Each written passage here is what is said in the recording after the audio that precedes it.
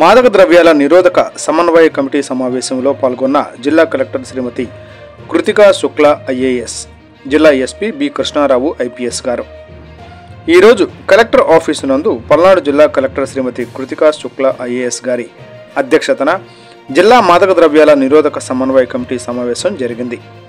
ఈ సమావేశం నందు శ్రీ ఎస్పీ గారు మాట్లాడుతూ జిల్లా వ్యాప్తంగా గుర్తించిన గంజాయి హాట్స్పాట్లపై పోలీసు నిఘా ఏర్పాటు చేసినట్లు, మాదక ద్రవ్యాల సంబంధిత కార్యకలాపాలలో ఉన్న అనుమానిత వ్యక్తుల నివాస ప్రాంతాలను అధికారులు తనిఖీ చేస్తున్నట్లు తెలిపారు. పట్టణ ప్రాంతాల్లో అసంపూర్తిగా నిర్మించి ఉన్న భవనాలు, ఖాళీగా వదిలివేసిన భవనాలలో కార్యకలాపాలపై నిఘా ఉంచుతున్నట్లు తెలిపారు. ఎన్డీపీఎస్ చట్టం క్రింద ఎక్కువ సంఖ్యలో కేసులు నమోదై ఎక్కువ మొత్తంలో గంజాయి సరఫరా చేస్తూ లేదా అమ్ముతూ దొరికిన వారి ఆస్తులు జప్తు చేస్తామన్నారు. మాదక ద్రవ్యాలపై అవగాహన కల్పించేందుకు స్థూల స్థాయి నుండి విశ్వవిద్యాలయాల వరకు అన్ని విద్యా సంస్థలలో ఈగల్ క్లబ్లను తప్పనిసరిగా ఏర్పాటు చేయాలని తెలిపారు. డి అడిక్షన్ సెంటర్లు, పునరావాస సహాయం కోసం అవుట్ రీచ్ ప్రణాళికలను సిద్ధం చేయాలన్నారు.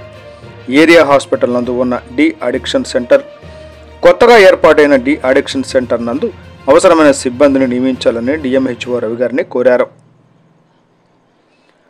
మాతా జ్ఞానమ్మ డి అడిక్షన్ సెంటర్ను సైక్రటిస్ట్ గారు నెలకు 2 సార్లు విజిట్ చేయాలన్నారు. మాదక ద్రవ్య దుర్వినియోగ నిర్మూలనలో బాధ్యతాయుతమైన అన్ని శాఖల సమన్వయంతో చురుకుగా పాల్గొనాలన్నారు. మాదక ద్రవ్యాలపై అవగాహన, ఇంటర్ డిపార్ట్మెంటల్ సహకారంతో వీలైనన్ని ఎక్కువ అవగాహన కార్యక్రమాల ద్వారా విద్యార్థులు మరియు ప్రజలలో మాదక ద్రవ్యాల వలన కలిగే నష్టాలపై చైతన్యం కలిగించాలని తెలిపారు.